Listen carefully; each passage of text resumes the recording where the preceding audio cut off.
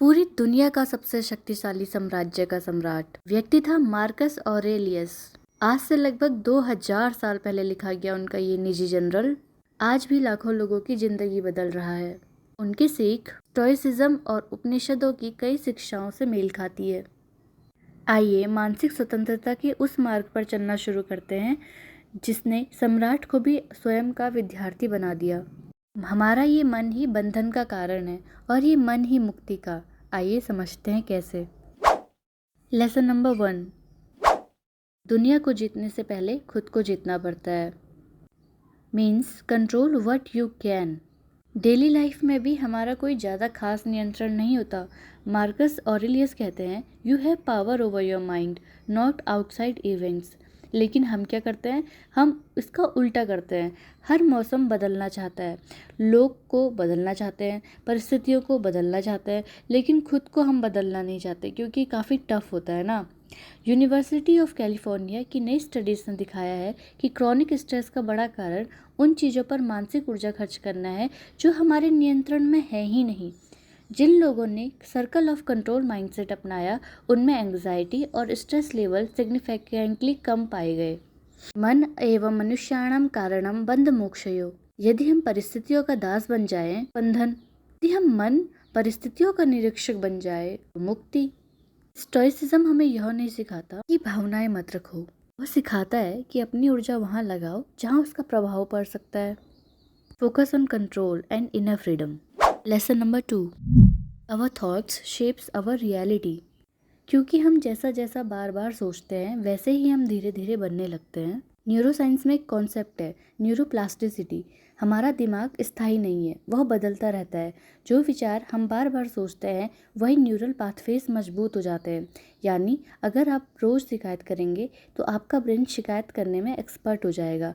और यदि अगर हम रोज़ अवसर खोजेंगे, अपॉर्चुनिटीज़ को देखेंगे, तो हमारा ब्रेन अक्सर अपॉर्चुनिटीज़ ही खोजने लगेगा। यद्दावम तदवती। जैसा भाव वैसा भविष्य, जैसा चिंतन वैसा जीवन। दुनिया को बदलने से पहले हमें अपनी सोच को बदलना होगा। हमारी जिंदगी की क्वालिटी हमारे विचारों की क्वालिटी से तय होगी। क्योंकि हम रियलिटी को नहीं देखते, हम रियलिटी की अपनी इंटरप्रिटेशंस को देखते हैं। हमें अपने थॉट्स की रक्षा करनी पड़ेगी, हमें अपने फोकस को खुद चुनना होगा, हमें ही अच्छी मीनिंग्स को क्रिएट करना होगा। लेसन 3, मार्कस ऑरेलियस कहते हैं waste no more time arguing what a good man should be one. अच्छा इंसान कैसा होना चाहिए इस पर बहस नहीं करनी चाहिए, बल्कि वैसा बन जाना चाहिए। साइकोलॉजिस्ट इसे कहते हैं सोशल वैलिडेशन लूप। रिसर्च बताती है कि सोशल अप्रूवल मिलने पर ब्रेन डोपामाइन रिलीज करता है। धीरे धीरे व्यक्ति अप्रूवल का आदी हो जाता है और फिर वह सच बोलने से पहले सोचता है लोग क्या सोचेंगे, जीने से पहले सोचता है लोग क्या कहेंगे। कथा उपनिषद में 2 वाक्यों का वर्णन है, श्रेया और प्रेया। प्रेया जो अच्छा लगता है, श्रेया जो सही है। बुद्धिमान व्यक्ति श्रेय चुनता है, भीड़ प्रेया को चुनती है।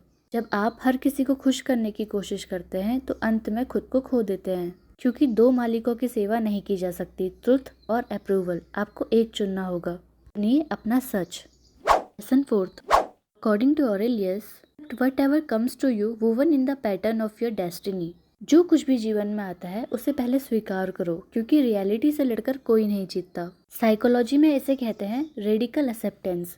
रिसर्च बताती है कि जो लोग रियलिटी को जल्दी स्वीकार कर लेते हैं उनमें स्ट्रेस, एंग्जाइटी और इमोशनल सफरिंग कम होती है, क्योंकि उनकी ऊर्जा समस्या से लड़ने में नहीं, समाधान बनाने में लगती है, सॉल्यूशंस को ढूंढने में लगती है। ईशावास्य उपनिषद में कहा गया है तेन त्यक्तेन भुज्यिता, अर्थात स्वीकार करो, छोड़ो और शांति से जियो। जीवन हमेशा आपकी इच्छा के अनुसार नहीं चलेगा, लेकिन आपकी प्रतिक्रिया हमेशा आपके हाथ में होगी। Lesson 5, according to Aurelius, you could live life right now, let that determine what you do, say और थिंक। तुम इसी क्षण अभी इस दुनिया को छोड़ सकते हो, इसलिए वैसे जियो जैसा वास्तव में महत्वपूर्ण है। अकॉर्डिंग टू मोर्टेलिटी सैलियंस रिसर्च, जब लोगों को मृत्यु की याद दिलाई जाती है तो वे अधिक मीनिंगफुल और डिसीजंस लेने लगते हैं। वे रिलेशनशिप्स को ज़्यादा महत्व देने लगते हैं। वे टाइम वेस्ट कम करते हैं, पर्पसफुल लाइफ जीते हैं। क्यों? क्योंकि मृत्यु हमें याद दिलाती है कि हमारे पास लिमिटेड टाइम है। कठोपनिषद में नचिकेता मृत्यु के देवता यम से प्रश्न करते हैं, मृत्यु के बाद क्या है? लेकिन उससे भी बड़ा प्रश्न यह है कि मृत्यु से पहले मैं कैसे जीऊंगा। उपनिषद हमें सिखाते हैं, न जायते मृत्यते व कदाचिता, आत्मा न जन्म लेती है न मरती है, तो फिर डर किस बात का। शरीर नश्वर है, लेकिन चरित्र, कर्म और चेतना की यात्रा जारी रहती है। Lesson sixth, the obstacle is the way, the impediment to action advances action, What stands in the way becomes the way। जो भी आपके रास्ते में रुकावट है वही रास्ता आपके लिए बन जाता है। इसे साइकोलॉजी में पोस्ट ट्रॉमेटिक ग्रोथ कहा जाता है। रिसर्च बताती है कि कई लोग बड़ी कठिनाइयों के बाद पहले से अधिक मजबूत, परिपक्व और उद्देश्यपूर्ण बन जाते हैं।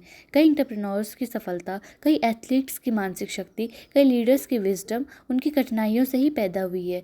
पेन ऑलवेज डिस्ट्रॉयज नहीं, कई बार पेन ट्रांसफॉर्मेशन का काम करती है। नायमात्मा बलहीनेन लभ्य, कमजोर व्यक्ति सत्य को प्राप्त नहीं करता। स्ट्रेंथ बिना संघर्ष के नहीं आती। सोना आग में तपकर ही शुद्ध होता है, इसी तरीके से मनुष्य भी। लेसन सेवंथ, आपका मन उसी आकार का बन जाता है जिस प्रकार के विचारों को आप बार बार अपने अंदर आने देते हैं। आज की दुनिया में सबसे बड़ी लड़ाई पैसे की नहीं है, ना ही समय की, ना ही लड़ाई है किसी और चीज़ की, बल्कि लड़ाई है अटेंशन की। हार्वर्ड रिसर्चर्स ने पाया कि एवरेज ह्यूमन माइंड लगभग 47% टाइम वॉन्डरिंग स्टेट में रहता है। और रिसर्च ये भी सजेस्ट करती है कि एक्सेसिव डिजिटल डिस्ट्रैक्शन से फोकस, मेमोरी और इमोशनल वेलबींग पर नेगेटिव इफेक्ट पड़ता है।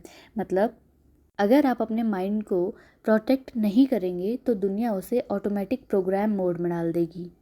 लेसन 8, पूर्वन्ने वेह कर्माणि, ईशावास्योपनिषद। वर्तमान में कर्म करो पूरी जागरूकता के साथ। जीवन भविष्य में नहीं खुलता, जीवन इसी क्षण में खुलता है। The present moment. हार्वर्ड की एक फेमस स्टडी का कंक्लूजन भी यही था, a wandering mind is an unhappy mind. Research ने पाया कि जब माइंड प्रेजेंट टास्क से भटकता रहता है तो हैप्पीनेस लेवल सिग्निफिकेंटली कम होते जाते हैं। क्यों? क्योंकि माइंड या तो पास्ट को रिपीट करता है या फ्यूचर को प्रेडिक्ट करता है, और दोनों ही सिचुएशंस में एंग्जाइटी बढ़ सकती है। लेसन 8 यही बताता है कि जीवन कल नहीं हो रहा, जीवन अभी चल रहा है, और जो व्यक्ति अभी को खो देता है वह जीवन को भी खो देता है। लेकिन अगर वर्तमान में जीना इतना ज़रूरी है तो फिर लोग अपनी छवि बचाने में इतना समय क्यों बिताते हैं? लोग कैरेक्टर बनाने में से ज़्यादा रेपुटेशन बनाने में क्यों लगे होते हैं? इसी बात का सवाल देता है लेसन 9। जवाब देता है, कैरेक्टर ओवर रेपुटेशन।